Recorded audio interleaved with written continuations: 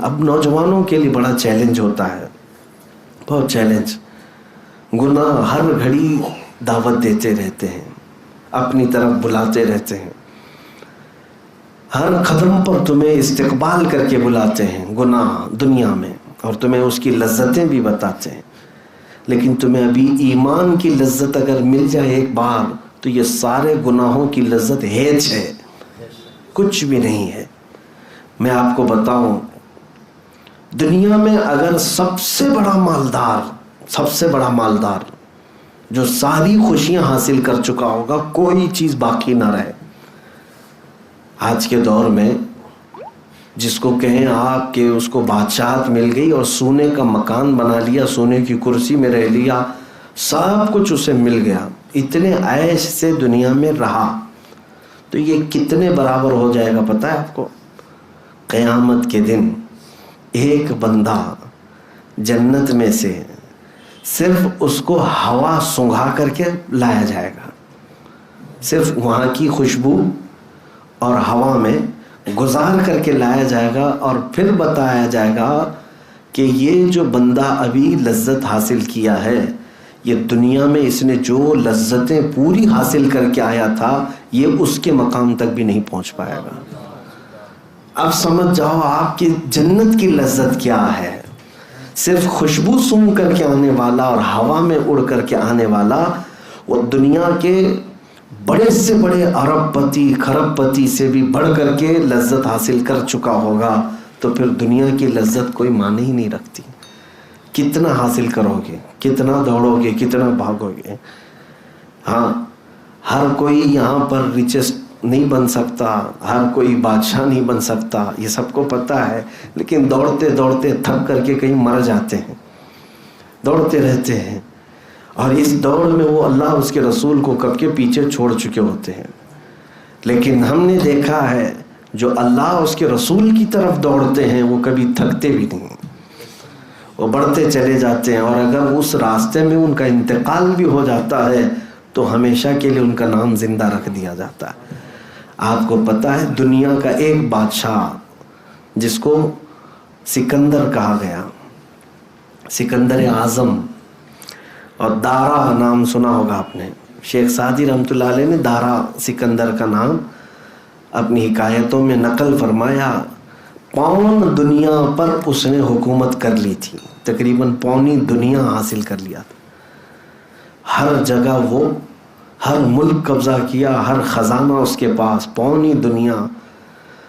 لیکن موت آئی، موت سے پہلے اس نے وصیت یہ کیا تھا کہ مجھے دفن کرنا تو میرے دونوں ہاتھ قبر کے باہر ہی رکھنا، ہاتھوں کو دفن نہیں کرنا. اس کے غلاموں نے پوچھا تھا کہ ایسا کیوں، کسی کو دفن کریں تو پوری قبر میں دفن کرتے. کہا تاکہ دنیا والے میری قبر کو دیکھ دیکھ کر کے عبرت حاصل کریں، جس کے پاس پون دنیا تھی قبر میں دونوں خالی ہاتھ لے کر سویا ہے، اس کے پاس کچھ بھی نہیں ہے. اور یہی سب کے ساتھ ہے ہمارے.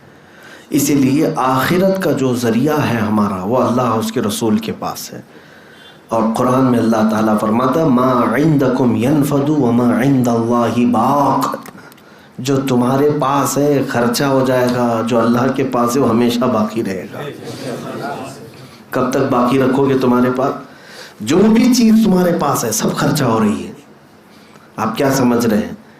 بینکوں میں لاکرز میں جو چیز لگا کر کے آپ رکھیں خرچہ نہیں ہوتی، ٹھیک ہے سیونگ میں رکھ لو، لیکن کیا کیا خرچہ ہو رہا ہے آپ کو پتہ ہے؟ ہر چیز خرچہ ہو رہی ہے. آپ کے گھر کا پانی، آپ کے گھر کا دانا، آپ کے گھر کا کھانا، اس کے علاوہ آپ کے کپڑے. ہاں، آپ 50 سال تک تو کپڑے نہیں پہنتے، جو ہے آپ کے پاس وہ جانے والے ہیں. اور سب سے بڑھ کر کے یہ ہے کہ آپ کا جو سب سے زیادہ خرچہ ہو رہا ہے، پیسے بھی جمع کر کے رکھ لیے، پراپرٹی بھی کسی کو نہیں بیچ رہے، سب جمع کر کے رکھ رہے ہیں. لیکن قرآن کے مطابق ایک چیز خرچہ ہو رہی ہے، وہ ہے تمہارے زندگی کے دن. وہ تو خرچہ ہو کے رہیں گے، اس کو کیسے روکو گے؟ آج 25 سال کے ہو، چند دنوں کے بعد پھر ملو گے، کہو گے ہم 26 کے ہو گئے، 1 سال تو خرچہ ہو گئے ہمارے. اس خرچے کو تم روک نہیں سکو گے. ما عندکم ینفد وما عند اللہ باق. اللہ فرماتا جو تمہارے پاس ہے یہ سب خرچہ ہو جائے گا، اور جو اللہ کے پاس ہے وہ ہمیشہ باقی رہے گا. اس کے لیے زندگی میں اللہ اور اس کے رسول سے سب سے زیادہ محبت کرو، اور وہیں بھیجنے کے لیے کچھ تیاریاں آج ہی کر لو. آج ہی بھیج دو وہاں پر کچھ چیزیں جو باقی رہیں گی، اور تاکہ ہم قبر میں جائیں اور حشر میں جائیں تو سکون سے رہ سکیں. ویسے مجھے بتاؤ اس دنیا نے کیا سکون دیا، کیا سکون دیا؟ میں کبھی کبھار سوچتا ہوں، ایک بندہ، میں نے تفسیر میں اس سے قبل بار کہا تھا، ایک بندہ دنیا میں دوڑتا رہا مال کے لیے، اولاد کے لیے، بیوی بچوں کے لیے، سکون تو تھا نہیں. صبح اٹھتا تھا، بھاگتا تھا، شام ہوتی تھی آتا تھا، تھک ہار کر کے سوتا تھا، اور پھر کبھی بزنس میں دھوکہ، کبھی اس میں خسارہ، کبھی نقصان، یہ سب چیزیں تو جھیلتا رہا. کبھی کسی کا قرض، اور کبھی کسی کا تانا، کبھی کسی کی گالی، کبھی کسی سے مار پیٹ. یہ سب تو لائف میں چل ہی رہا ہے، سب کے چل رہا ہے. عورتیں الگ پریشان، مرد الگ پریشان.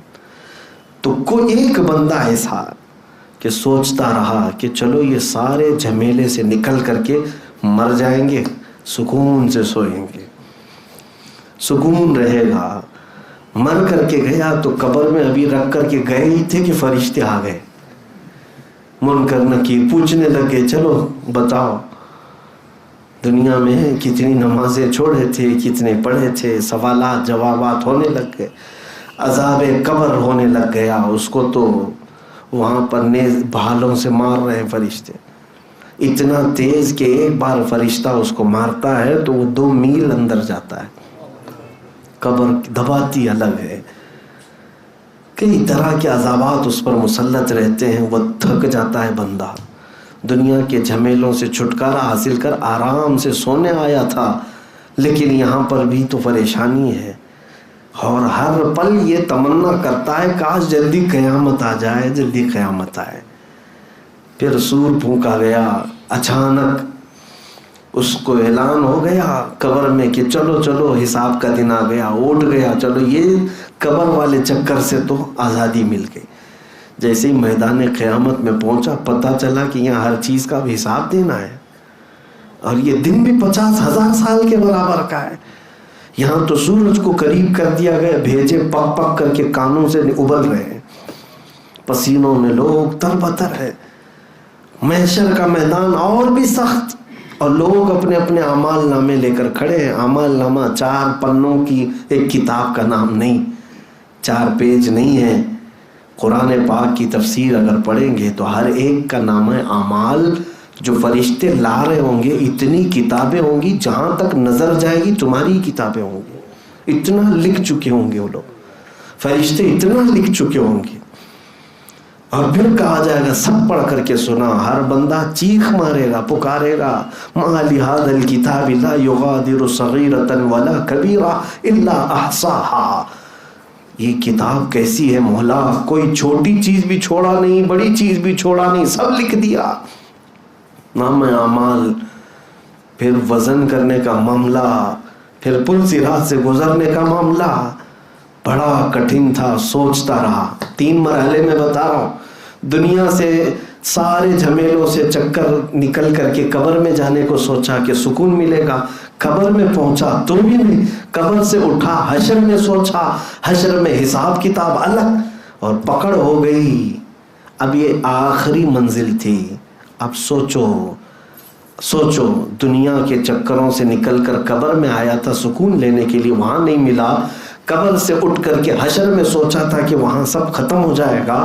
حشر کے میدان میں حساب کتاب ہو جانے کے بعد اعلان کر دیا گیا کہ فلاں بن فلاں جہنم میں جائے گا. کون سی لائف اس کے پاس رہی؟ نہ دنیا، نہ قبر، نہ حشر، خسارہ ہی خسارہ. اسی لیے قرآن میں اللہ نے فرمایا والعصر ان الانسان لفی خسر. زمانے کی قسم، بے شک انسان گھاٹے میں ہے، انسان خسارے میں ہے.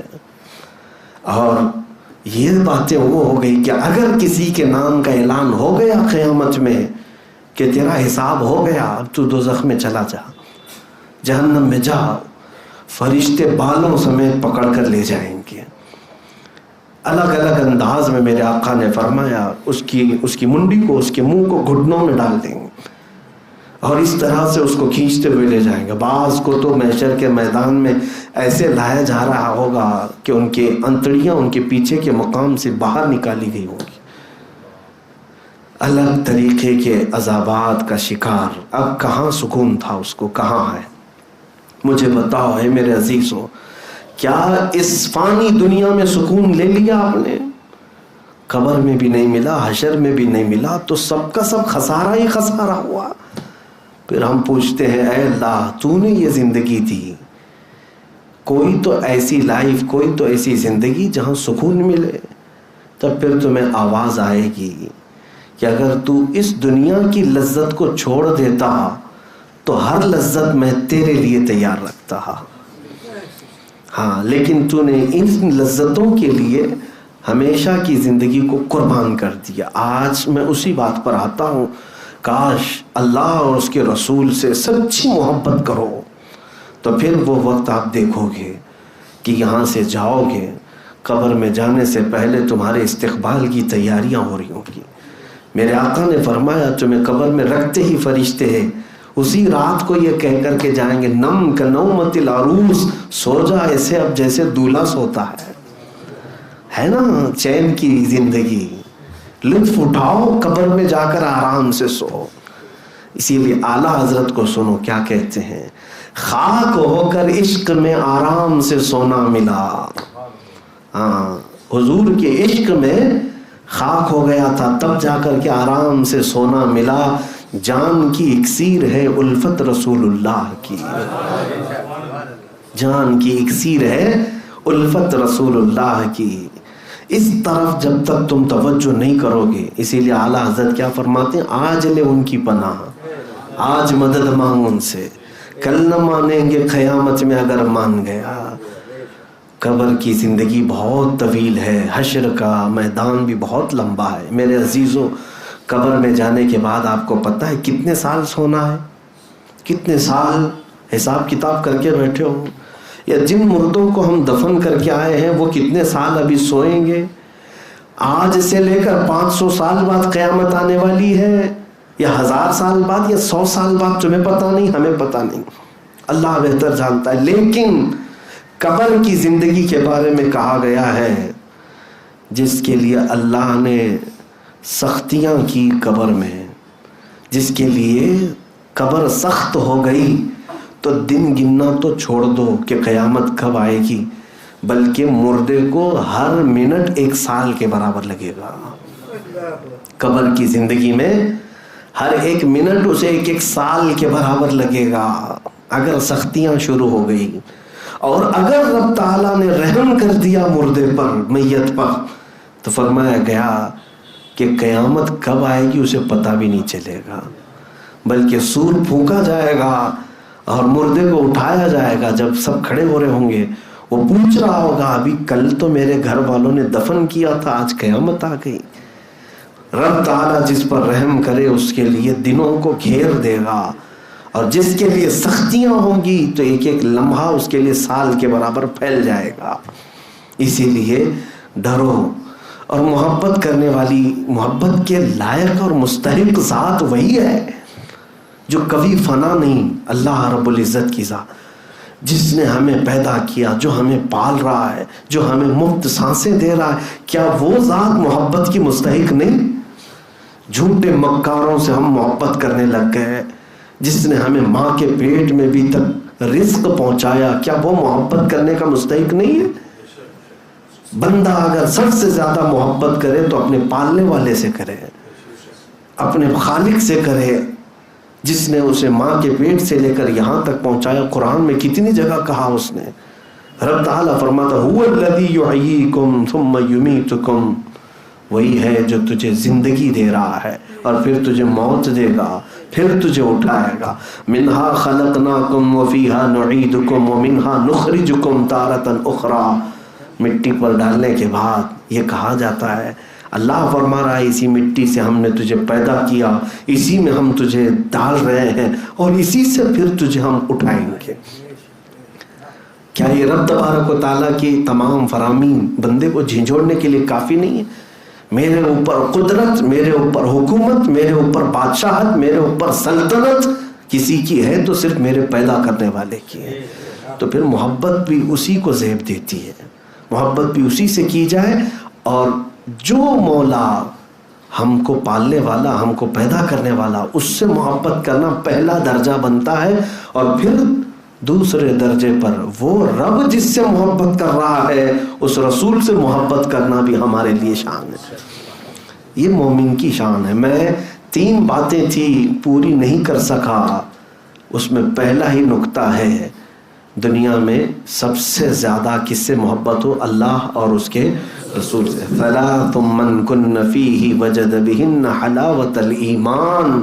میرے آقا صلی اللہ علیہ وسلم کی حدیث ہے، 3 چیزیں جس کے اندر آ گئی وہ ایمان کی لذت پالے گا، ایمان کی چاشنی پالے گا. کاش ہماری زندگیوں میں وہ وقت آئے کہ جب دنیا و ما فیہا سے ہم بے نیاز ہو جائیں، دنیا کے تانے، دنیا کی تکلیفیں ہمیں پریشان نہ کر سکیں. ہمیں ایمان کی چاشنی اور ایمان کی لذت اللہ عطا کرے.